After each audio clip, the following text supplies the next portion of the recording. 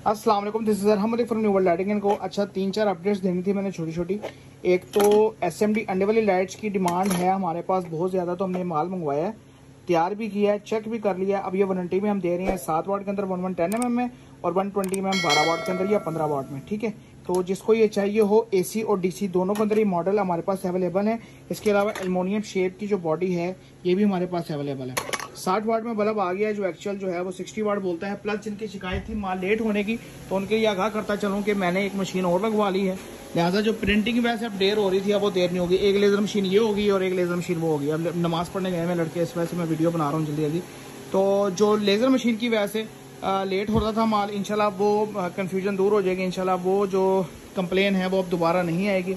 और मौके पे जिनको जो माल चाहिए वो अवेलेबल है, किस किस्म का भी चाहिए वो अवेलेबल है। आप आए मौके पे, ऑर्डर लिखवाएं, मौके पे 1 से 2 घंटे के अंदर अपना माल क्लियर करके लेके जाएं।